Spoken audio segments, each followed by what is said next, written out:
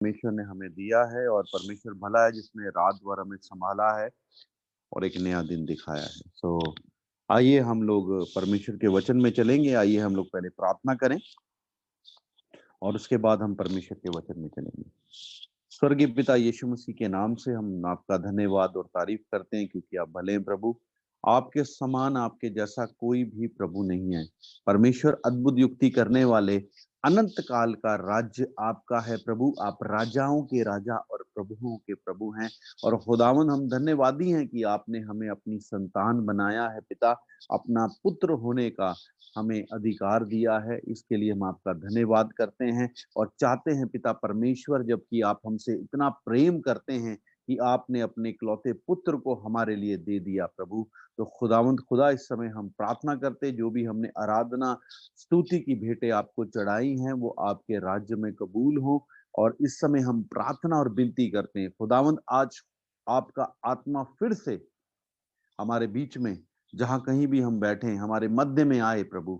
और इस समय जब हम लोग वचन में से सीखते हैं तो पवित्र आत्मा हमसे बात करे, पवित्र आत्मा हमसे बात करें प्रभु। क्योंकि प्रभु हम आपकी आवाज को सुनना चाहते हैं प्रभु। क्योंकि प्रभु वचन बताता है आप परमेश्वर के वचन से बात करते हैं प्रभु। परमेश्वर के वचन से बात करते हैं, आप अपनी ओर से बात नहीं करते। और सच में प्रभु, परमेश्वर के वचन में जिंदगी छुपी हुई है प्रभु। हम आपके नाम को जलाल और महिमा देते हैं।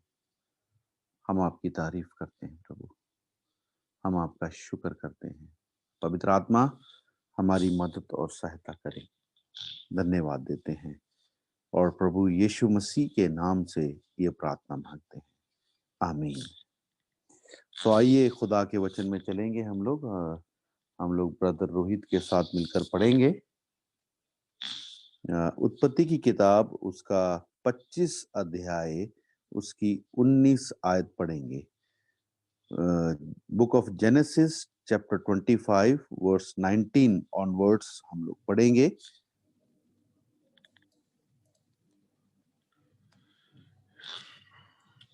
इब्राहिम के पुत्र इजाक की वंशवाली ये है। इब्राहिम से इजाक उत्पन्न हुआ। इब्राहिम से इजहाक उत्पन्न हुआ। आगे, और इजहाक ने 40 वर्ष का होकर रिबका को, जो पद्दनराम के वासी अरामी बेतुल की बेटी और अरामी लाबान की बहन भी ब्याह लिया। आगे, इजहाक की पत्नी जो बांझ थी, सो उसने देखिए, इजहाक की पत्नी बांझ थी। बाइबल में आप देखेंगे जो अब्राहम है उसकी पत्नी भी बांझ है, इजहाक की पत्नी भी बांझ है, और आप देखेंगे याकूब की पत्नी रिबका भी बांझ थी। ठीक है। और ये बांझ क्यों है मैं थोड़ा सा बताऊंगा, मेरा टॉपिक ये नहीं है। ये बांझ होने का कारण क्या है? इब्राहिम जब अपने पिता के साथ रहता था तो उसका पिता मूर्तियों को बनाकर बेचता भी था और उनकी आराधना भी करता था। ठीक है। और इस कारण से वो कर्स आया उसके ऊपर, सारा के ऊपर। ठीक है। और जब इब्राहिम अपने परिवार को छोड़कर निकला, है ना, जब अपने परिवार को छोड़कर निकला है, अपनी फैमिली को छोड़कर निकला, माता पिता के घर को छोड़कर निकला अपनी पत्नी के साथ, तो आगे जब इजहाक हुआ, है ना, इजहाक की पत्नी जो है वो रिबका थी। और रिबका जो है आप जानते हैं, हम देख रहे हैं, बतूएल जो है उसकी बेटी है। और बतूएल जो है वो नाहोर का बेटा है जो हारान में रहता है। अब जब इब्राहिम अपने कुटुंबियों को छोड़कर हारान में से निकला है तो वहां नाहोर रहता है। और नाहोर जो है वो विश्वासी नहीं है, वो परमेश्वर यहोवा को नहीं मानता है, वो स्टिल इसी कामों में फंसे हुए। और उसकी बेटी रिबका भी इसी कामों में थी। ठीक है ना। और इसी कारण उसके ऊपर भी क्या था? कर्ज था। और जब आप आगे देखते हैं, जब याकूब अपने मामा लाबान के पास जाता है तो उसकी बेटियां जो हैं वो भी यही काम करती हैं। मेन अगर देखें तो अगर देखें तो जो राहेल है, जब वो आ रही थी अपने पिता के घर को छोड़कर, आप देखते हैं वहां उसके जो ग्रह देवता थी उसको उठा लाई, अपने पिता के ग्रह देवता को उठाकर लेके आई। आप जानते हैं इस बात को। और इसलिए वो क्या थी, परमेश्वर ने उसको भी पहले बांझ रखा था। ठीक है, तो बांझ होने का कारण क्या, कर्स है ना, आशीष ना आने का कारण क्या है, वो परमेश्वर को छोड़कर किसी दूसरे के आगे झुकते थे, इसलिए उनके ऊपर ये आशीष नहीं थी। ठीक है, सो बाइबल यहाँ बताती है, हम 21 आयत फिर से पढ़ेंगे। इसाक की पत्नी तो बांझ थी, सो इसहाक उसने की उस पत्नी तो बांझ थी, इसलिए सो उसने उसके निमित्त यहोवा की से विनती की, और यहोवा ने आगे। उसकी विनती सुनी। हाँ सो उसकी पत्नी रिबका गर्भवती हुई, हाँ, परमेश्वर ने उसकी प्रार्थनाओं को सुना और उसकी पत्नी रिबका गर्भवती हुई। आगे। और लड़के उसके गर्भ में आपस में लिपट के एक दूसरे को मारने लगे।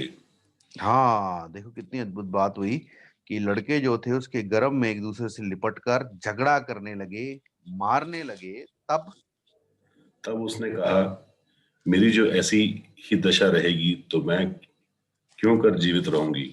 क्यों कर जीवित रहूंगी। और वह यहोवा की इच्छा पूछने को गई। और वह यहोवा की इच्छा पूछने को गई। आगे। तब यहोवा ने उससे कहा, तेरे घर में दो जातियां हैं, हम्म और तेरी कोख से निकलते ही दो राज्य के लोग अलग अलग होंगे। हाँ, परमेश्वर कहता तेरे पेट में दो जातियां हैं और तेरे कोख से निकलते ही वे दोनों दो राज्य में अलग अलग हो जाएंगे। आगे। और एक राज्य के लोग दूसरे से अधिक सामर्थी होंगे, हाँ और बड़ा बेटा हाँ छोटे के अधीन होगा। हाँ, बड़ा बेटा छोटे की अधीनगी में रहेगा। आगे क्या लिखा है। जब उसके पुत्र उत्पन्न होने के का समय आया, हम्म तब क्या प्रकट हुआ कि उसके हम्म गर्भ में जुड़वे बालक हैं। हाँ, दुर्लभ बालक में पता लगा। आगे। और पहला जो उत्पन्न हुआ सो लाल निकला, हाँ, लाल रंग का निकला। आगे।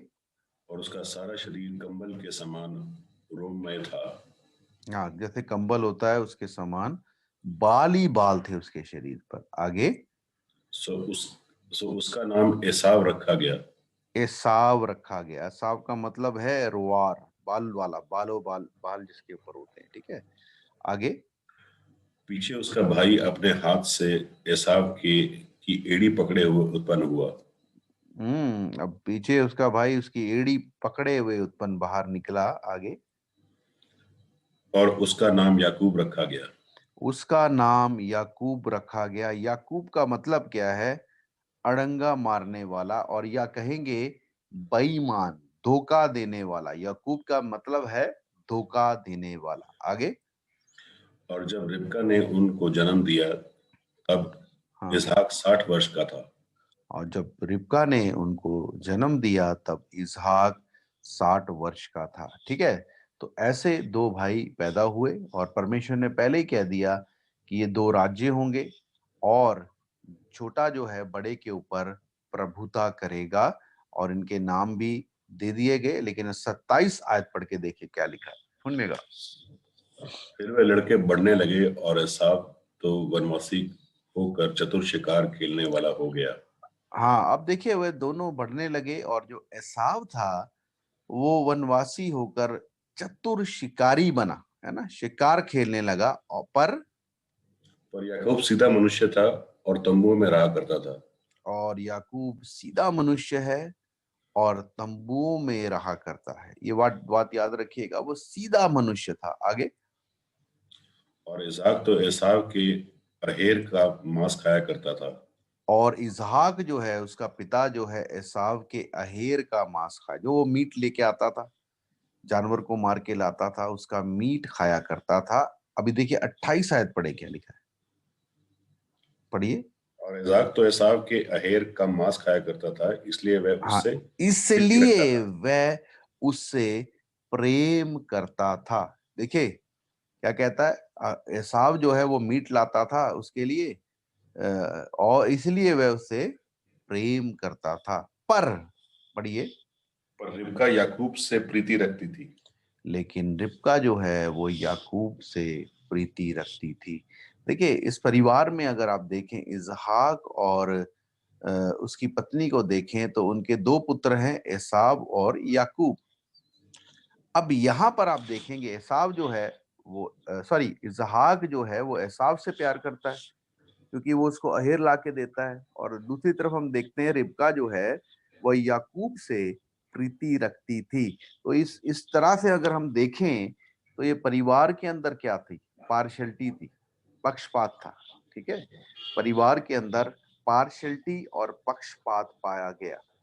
तो ये भी एक बड़ा कारण है परिवार के बर्बाद होने का। बाइबल में आप देख सकते हैं इस परिवार का जो बर्बाद हुआ है, बर्बादीकरण जो है उसका कारण क्या है, परिवार के अंदर क्या है, पार्शियलिटी थी। माँ याकूब से प्रेम करती छोटे से, और पिता जो है वो बड़े से यानी एसाव से प्रेम करता है क्योंकि वो उसको मीट लाकर दिया करता था। ठीक है, सो 29 आयत पढ़े क्या लिखा है। याकूब भोजन के लिए कुछ दाल पका रहा था। 29 आयत। हाँ जी, 29 29 ही है ये। हाँ पढ़िए। याकूब भोजन के लिए कुछ दाल पका रहा था हाँ, और एसाव मैदान से थका हुआ आया। अब वो याकूब जो है वो पर घर में रहता था और वो दाल पका रहा था, और लिखा है एसाव जंगल से थका हुआ आया। आगे, तब एसाव ने याकूब से कहा, वह जो लाल वस्तु है उसी लाल वस्तु में से मुझे कुछ खिला, क्योंकि मैं थका हाँ क्या हूं। कहता है, मैं थका हूं, मुझे तू बना रहा है लाल वस्तु, कहता उसी लाल वस्तु में से मुझे कुछ खिला क्योंकि मैं थका हुआ हूं। आगे, इसी कारण उसका नाम एदोम भी पड़ा। इसी कारण उसका नाम क्या पड़ा, एदोम। एदोम का मीनिंग क्या है, लाल। ठीक है, उसको एदोम भी कहा जाता। तो आगे पढ़े क्या लिखा है। याकूब ने कहा, अपने पहलौठे का अधिकार आज मेरे हाथ बेच दे। हाँ, याकूब क्या कहता, अपने पहलौठे का अधिकार आज मेरे हाथ बेच दे। पहलौठा था वो, बड़ा था, तो बड़ेपन का जो अधिकार है, मैं बताना चाहता हूं उस समय में बड़े लड़के को सब कुछ दिया जाता था। बाप की संपत्ति जो है उसका एक बड़ा शेयर, बड़े ध्यान से सुनिएगा, बाप की संपत्ति का एक बाप के दो लड़के हैं, एक बाप है उसके दो लड़के हैं, एक आदमी के दो लड़के हैं। जब उस आदमी का जो शेयर बांटता था तो वो अपने लड़कों को क्या करता था, तीन पार्ट्स में शेयर डिवाइड होते थे। एक खुद रखता था और उसके बाद वो दो पार्ट्स में डिवाइड कर कर अपने लड़कों को बांट देता था। तो दोनों लड़कों को भी पार्ट्स मिलते थे और पिता अपना हिस्सा अलग रखता था। लेकिन जब पिता मर जाता था तो पिता अपना हिस्सा बड़े लड़के को दे देता था। ठीक है, वो अपना हिस्सा पहलौठे को दे दिया करता था।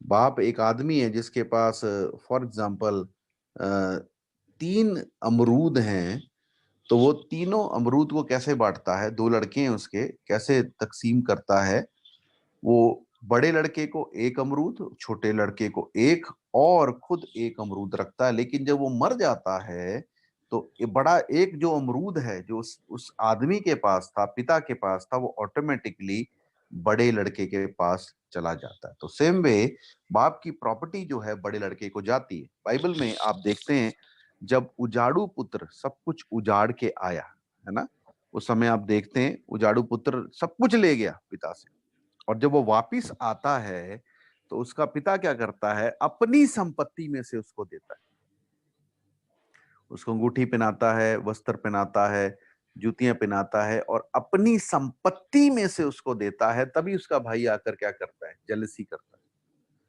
उसका भाई जेलसी क्यों करता है, जो हिस्सा उसको मिलना था पिता का, वो अब किसको मिल रहा है, छोटे को मिल रहा है, इसीलिए वो क्या करता है, जेलसी करता है। ठीक है, सो अभी यहां आप देखें तो याकूब जो है वो कहता है अपना पलौठे का अधिकार दे दे। पलौठे के अधिकार में क्या है, जो पिता का है वो सब कुछ उसका है। ठीक है ना, और उस समय में ये जो मांग रहा है वो उससे जब पहलौठे का अधिकार मांग रहा है तो ऑटोमेटिकली वो आशीषें जो इसहाक ने बड़े लड़के को देनी थी वो उसको मिलनी थी। ठीक है, ये बात याकूब भी नहीं जानता था जब ये सब इंसिडेंट्स हो रहा है। तो अभी वो क्या कहता है, 31 शायद पढ़ेंगे। याकूब ने कहा, अपने पहलौठे का अधिकार आज मेरे हाथ बेच दे। याकूब ने कहा, अपने पहलौठे का अधिकार आज मेरे हाथ बेच दे। आगे। एसाव ने कहा, देख मैं तो अभी मरने पर हूँ। देख मैं तो अभी मरने पर हूं, एसाव ने कहा। सो पहलौठे के अधिकार से मेरा क्या लाभ होगा? क्या बोलता है, पहलौठे के अधिकार से मेरा क्या लाभ होगा। आगे। याकूब ने कहा, मुझसे अभी शपथ खा। सो उसने हम्म। उससे शपथ खाई शपथ और खाई। आगे। और अपना पहलौठे का अधिकार याकूब के हाथ बेच डाला। और अपने पहलौठे का अधिकार उसके हाथ बेच दिया। आगे। इस पर याकूब ने एसाव को रोटी और पकाई हम्म। हुई मसूर की दाल दी। और क्या दी, मसूर की दाल दी। और उसने खाया पिया, हम्म, तब उठकर चला गया। खाया पिया उठकर चला गया। और यूं एसाव ने अपने पहलौठे का अधिकार तुच्छ जाना। यूं एसाव ने अपने पहलौठेपन का अधिकार तुच्छ जाना। उसका पहलौठापन, उसको जो उसका था वो तो उसको मिलना ही था पिता से, जो उसका हिस्सा था। और उसके पिता के मरने के बाद उसको पिता की प्रॉपर्टी का भी हिस्सा मिलना था, पूरा हिस्सा मिलना था। और याद रखिए, अगर हम आत्मिक बातों को देखें तो पिता की जो आशीष थी, है ना, पिता ने जो आशीष देनी थी वो बड़े लड़के एसाव को देनी थी। लेकिन वो आशीष पिता किसको देता है, याकूब को। और आप जानते हैं याकूब भी अपनी माँ की बातों में आकर पिता के लिए आहेर लेके जाता है, खाना बना के, मीट अच्छा बना के लेके जाता है। पिता खाता है और उसे छूता है, क्योंकि पिता जो है इसहाक जो है, बाइबल बताती है उसकी आंखें धुंधली थी। मतलब उसको क्लियर नजर नहीं आता था, उसको धुंधला नजर आता था, उसको दिखता नहीं था क्लियर। और यही एक बड़ी समस्या थी, एक बड़ी क्या बोलेंगे प्रॉब्लम थी, जिसके कारण उसने जो आशीष एसाव को मिलनी थी वो याकूब को दे दी। याकूब ने उस बड़ी आशीष को, है ना, पर पिता की धन संपत्ति तो क्या, वो आशीष को जो पैलोठे के ऊपर आनी थी परमेश्वर की ओर से। देखिए बाइबल बताती जो पैलोठे हैं वो परमेश्वर के, जो पैलोठे हैं वो परमेश्वर के हैं। तो पैलोठे के ऊपर जो आशीष आनी थी वो ऑटोमेटिकली याकूब के ऊपर चली गई। और इसका एक बड़ा कारण ये था कि एसाव ने अपने पैलोठे का अधिकार एक मसूर की दाल के पीछे बेच दिया। ये बाइबल को जब हम पढ़ते हैं, इस कहानी को जब हम पढ़ते हैं, तो ये कहानी हमें क्या बताती है। परमेश्वर ने अपने पुत्र को हमारे लिए इस जगत में भेजा और अपने पुत्र को हमारे लिए बलिदान कराया और हमें अपनी संतान बनाया, है ना। परमेश्वर ने हमें अपनी संतान बनाया, पहली बात। और अपना आत्मा हमें दिया। लेकिन कई बार हम अपनी शरीर की बातों में इतना ज्यादा अट्रैक्ट हो जाते हैं, है ना, जैसे की अभिलाषा, आंखों की अभिलाषा और जीविका के घमंड में इतने ज्यादा फंस जाते हैं कि उस आशीष को, उस क्या बोलेंगे संतान होने के अधिकार को, है ना, और परमेश्वर के पवित्र आत्मा को हम लोग शरीर की बातों में, आंखों की अभिलाषा में और जीविका के घमंड में बेच देते।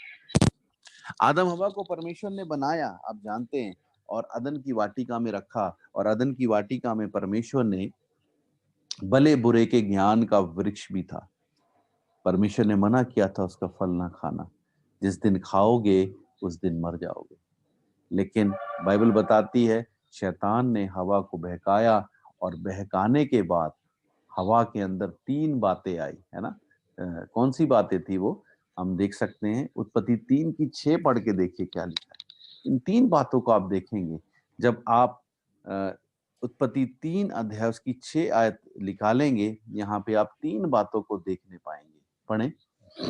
तो जब और इससे स्त्री पहले 2 मिनट रुकिए, इसको यहीं रोक के रखिए, अभी हम इस पे आएंगे, लेकिन मेरे साथ आप पढ़े पहला यूहन्ना उसका 2 अध्याय उसकी 15, 16, 17 आयत पढ़ के देखिए क्या लिखा है।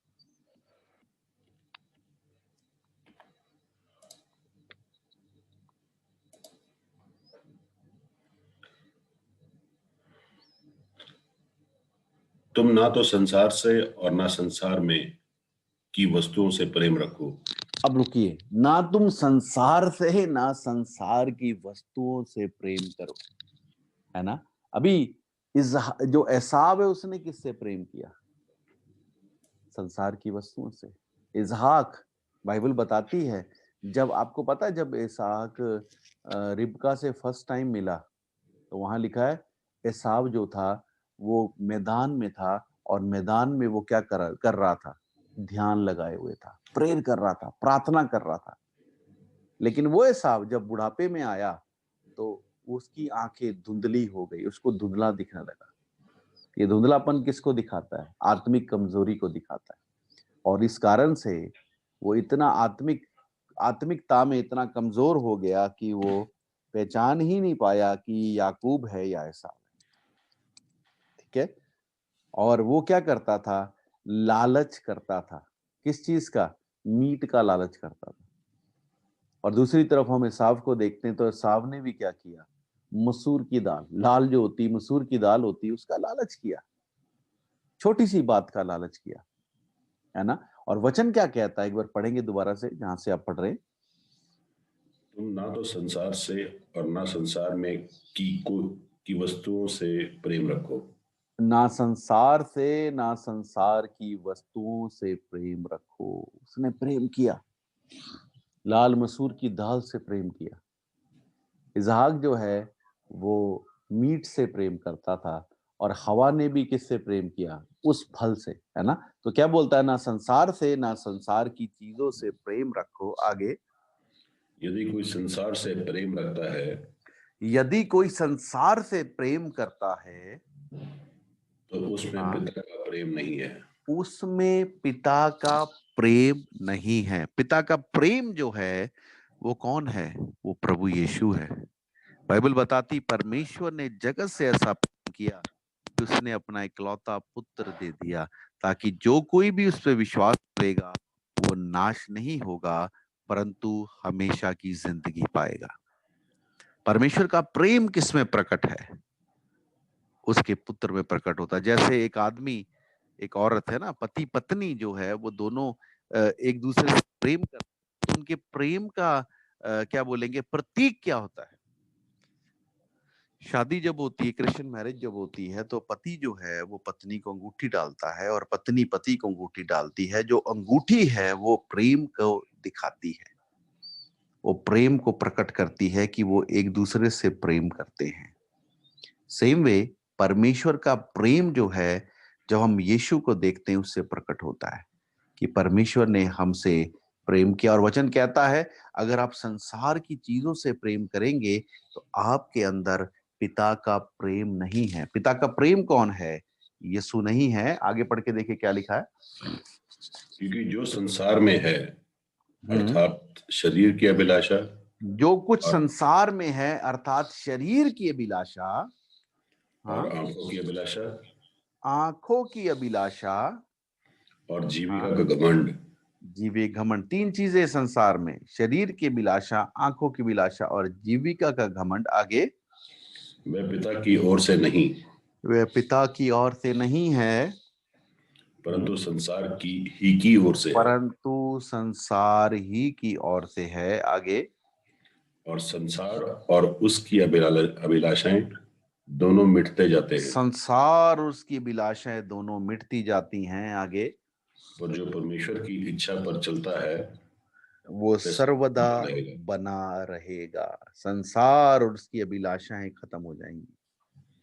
ठीक है, दाल खाई वो भी खत्म हो गई, दाल खाई और सुबह टॉयलेट से वो निकल गई, है ना। लेकिन याकूब को जो मिला, जो उसके पिता ने दिया, वो उसके साथ बना रहा, और याकूब का नाम बदलकर परमेश्वर ने इज़राइल रखा, और आज भी उसका नाम बना हुआ है, क्योंकि उसने क्या किया, या एसाव ने क्या किया, शरीर की बातों पे मन लगाया, है ना। और हवा ने क्या किया, पढ़े 3:6 पढ़ के देखें उत्पत्ति को। हवा ने भी क्या किया, पढ़े।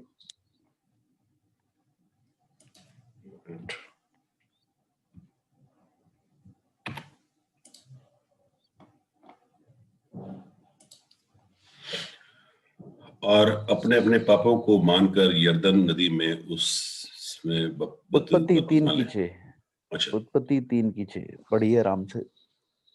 जेनेसिस 3:6 पढ़िए। सो जब स्त्री ने देखा कि उस वृक्ष पर फल खाने में अच्छा और देखने उस में वृक्ष का मनभाऊ, फल खाने के लिए अच्छा है, खाने का मतलब शरीर की अभिलाषा है, देखने में मन भाऊ का मतलब कि आंखों को देखने में अच्छा लगता है, तो आंखों की अभिलाषा आई, और बुद्धि देने के लिए चाहने योग्य भी है। बुद्धि देने के लिए, बुद्धि से घमंड आता है। तो तीनों बातें आ गई, संसार की अभिलाषा आ गई ना, शरीर की अभिलाषा आई, है ना, खाने के लिए अच्छा है, देखने के लिए अच्छा है, आंखों की अभिलाषा आई, और बुद्धि से घमंड आता है। तो प्राइड ऑफ लाइफ यानी कि जीविका का घमंड भी आ गया, और उसने क्या किया, उस फल को खाया। और उस फल को खाने के बाद क्या हुआ, उस फल को खाने के बाद वो अभिषेक, वो क्या अनुग्रह, वो परमेश्वर का नूर उनके पास से चला गया, और बाइबल बताती है वो लोग क्या हो गए, छुप गए। और परमेश्वर उनको आवाज दे रहा है, परमेश्वर उनको आवाज दे रहा है, बोलता तुम कहाँ हो। तो आदम क्या बोलता है, हम तेरी आवाज को सुन के बारी में छुप गए, क्योंकि हम लज्जाते थे, क्योंकि हम क्या थे, नंगे थे। उनको क्या दिखने लगा, एक दूसरे का नंगापन दिखने लगा। लेकिन उससे पहले जब उन्होंने फल नहीं खाया था, तो एक दूसरे को नंगा नहीं देखते थे। उसका रीजन क्या था, है ना। मैंने पहले भी उदाहरण दिया, जब आप बल्ब को देखेंगे, आपने बल्ब देखा होगा, जो पीले बल्ब आते थे ना, पीली लाइट छोड़ते थे, तो बड़ा बल्ब को अगर आप देखेंगे, उस बल्ब को ऑन करेंगे तो आपको लाइट नजर आएगी, उसके अंदर क्या बोलेंगे, जो एलिमेंट लगा हुआ है, जो अंदर तारे लगी हुई हैं, ब्रिक ब्रिक, वो आपको नजर नहीं आएंगी। जब आप बल्ब को ऑन करेंगे तो आपको वो नजर नहीं आएगी, इतनी तेज रोशनी होगी। लेकिन जैसे ही आप बल्ब को ऑफ करेंगे तो उसके अंदर का दिखने लग जाएगा। सेम वे, जब आदम और हवा परमेश्वर के अनुग्रह से ढके हुए थे, परमेश्वर के नूर से ढके हुए थे, तो एक दूसरे को जब देखते थे तो उनको रोशनी के सिवा कुछ नजर नहीं आता था। लेकिन जैसे ही उन्होंने पाप किया, परमेश्वर की आज्ञा को नहीं माना, संसार की बातों पे मन लगाया, तो क्या हो गया, वो परमेश्वर की लाइट चली गई। अब क्या दिख रहा है, अंदर का दिख रहा है। तो अंदर में क्या है, शरीर नजर आ रहा है। तभी वो क्या करने लगे, लज्जाने लगे, और उन्होंने क्या किया, पेड़ के पत्तों को लेकर अपने आप को लपेट लिया, छुपा लिया। समझ आ रही है आपको मेरी बात। तो यहां पर हम देखते हैं कि शरीर की बातों पे मन लगाने के द्वारा उन्होंने अपनी आशीष को गवाया। आदम हवा ने, उनको अदन की वाटिका से निकाला गया। और दूसरा एग्जाम्पल आज हम लोग देख रहे हैं एसाव का। एसाव ने जब शरीर की बातों पे मन लगाया, तो उसने अपने पहलौठेपन को गवा दिया। सो आज परमेश्वर ने जब हमें नया जीवन दिया है, अपना आत्मा हमें दिया है, अगर आज आप शरीर की बातों पे मन लगाएंगे, तो आप अपने उस आशीष को, उस अनंत काल के जीवन को, और उस पवित्र आत्मा को जो परमेश्वर ने आपको दिया है, आप उससे हाथ धो बैठेंगे। आप उससे हाथ धो बैठेंगे। जो जिंदगी उसने आपके लिए दी है, जो लहू उसने आपके लिए बहाया है, जो कीमत उसने आपके लिए दी है, अगर आप शरीर की बातों के कारण, है ना, शरीर के कामों, थोड़ी देर की था, देखो थोड़ी देर का टेस्ट था। जो हवा ने फल खाया उस फल का टेस्ट थोड़ी देर का ही था, है ना। और जो एसाव ने दाल खाई उसका टेस्ट भी थोड़ी देर का था जुबान के ऊपर, लेकिन उस थोड़ी देर के चक्कर में उन्होंने हमेशा की जो आशीष थी उसको गवा दिया।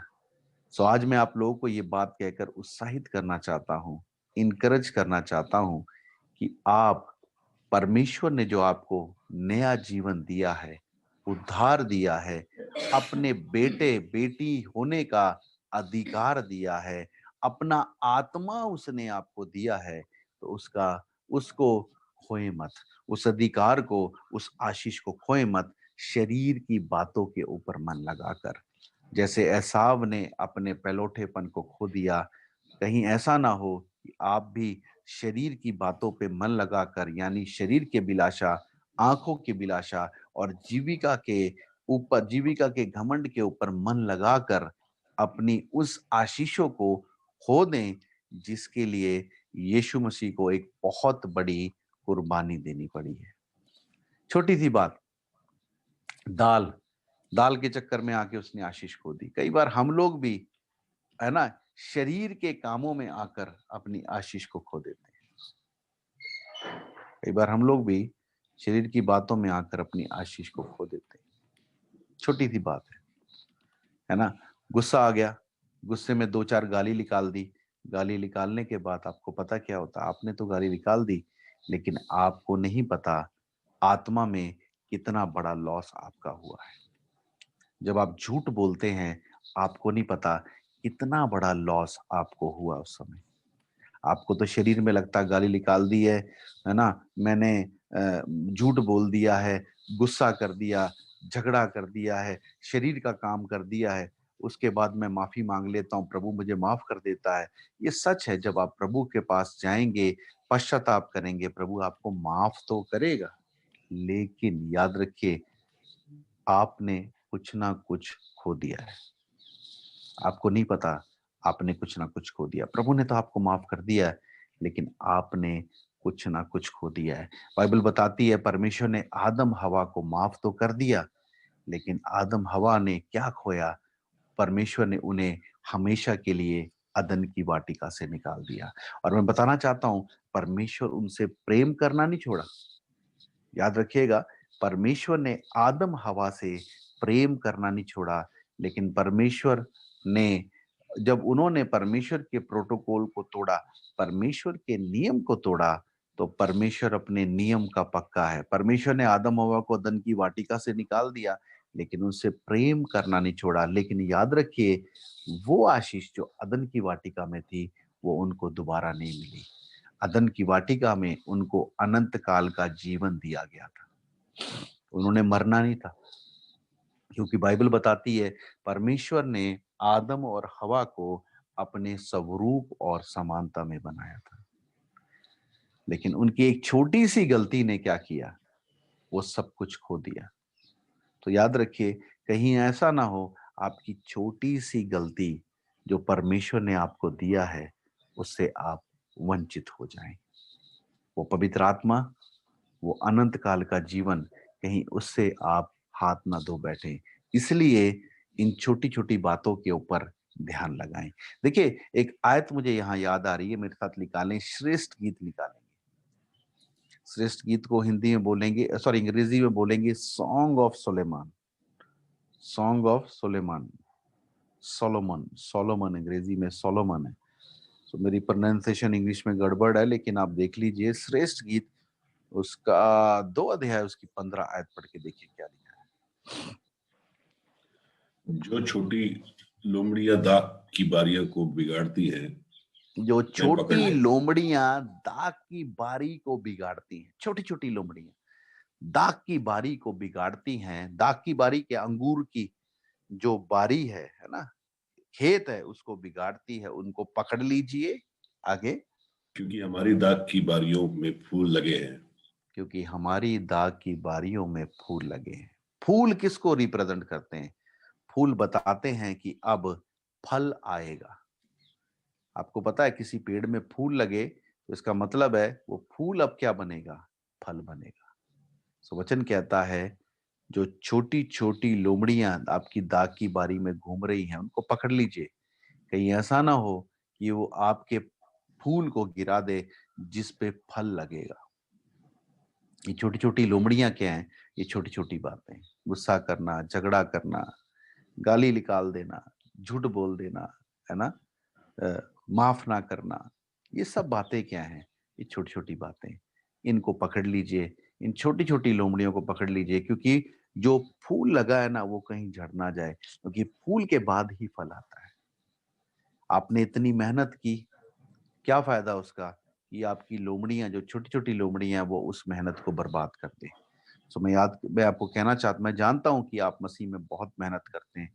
आप प्रार्थना करते हैं, रोज़ा रखते हैं, दशमांश देते हैं, बाइबल पढ़ते हैं, सुसमाचार प्रचार करते हैं, लोगों की बातों को भी कई बार आप सुनते हैं, आप प्रभु में बहुत मेहनत करते हैं। आप वो मेहनत करते हैं जिससे आपको फल मिले। सो फलदायक काम आप करते हैं, लेकिन फूल तो लग चुका है, लेकिन अभी भी अगर छोटी-छोटी लोमड़ियाँ आप नहीं पकड़ेंगे, छोटी-छोटी बातों को अगर आप नहीं खत्म करेंगे, तो वो आपकी दाख की बारी को नाश कर देगी, और जिसके द्वारा आपको फल नहीं मिलेगा। और वो फल क्या है? अनंत काल का जीवन है। इसलिए जो हम मेहनत कर रहे हैं, जो हम दुःख उठा रहे हैं, और जो कुछ भी हम कर रहे हैं, वो अनंत काल के जीवन के लिए कर रहे हैं, और कहीं ऐसा ना हो कि वो अनंत काल का जीवन हमारे से खो जाए। तो इसलिए छोटी-छोटी लोमड़ियाँ यानी क्या? छोटी-छोटी बातें, उनको आप खत्म कर दीजिए। शरीर की बातें उनको खत्म कर दीजिए, और आत्मा में जीना शुरू करें, आत्मा में चलें, तो सच में आप उन आशीषों और उन बरकतों को पाओगे, जो खुदा ने आपके लिए रखी है। कहीं ऐसा ना हो कि आप शरीर की बातों पे मन लगाकर, जैसे एसाव ने अपना पैलौठापन खो दिया, कहीं आप भी अपना परमेश्वर का जो संतान होने का अधिकार है, उसको खो दें। जैसे मैंने पिछली बार आपको बताया, जब हम झूठ बोलते हैं, तो हम शैतान की संतान बन जाते हैं, क्योंकि यूहन्ना 8:44 कहती है कि वो झूठ बोलने वाला है, और झूठ बोलने का वालों का पिता है। सो परमेश्वर के पुत्र बने, यीशु के पुत्र बने। यीशु सच्चा परमेश्वर है, वो सत्य है, सत्य बोलें, और छोटी-छोटी बातों के अंदर ध्यान रखें। मैं सच कह रहा हूँ, आप फलदार होंगे, और सबसे बड़ा फल क्या है? अनंत काल का जीवन आपका होगा। सो छोटी-छोटी बातों में, शरीर की बातों पे मन लगाकर, इन सब चीज़ों को जो खुदा ने आपके लिए दी हैं, रखी हैं, उसे ना गँवाएँ। सो मैं आज यही बात आपको कहना चाहता हूँ, और यही बात हमें यहाँ पर सीखने को मिलती है एसाव और याकूब के इस कहानी के द्वारा, कि हम शरीर की बातों पर, शरीर के लिए, थोड़ी देर के मज़े के लिए अपनी हमेशा की आशीष को ना गँवाएँ। सो आइए इस समय अपनी आँखों को बंद करेंगे हम लोग।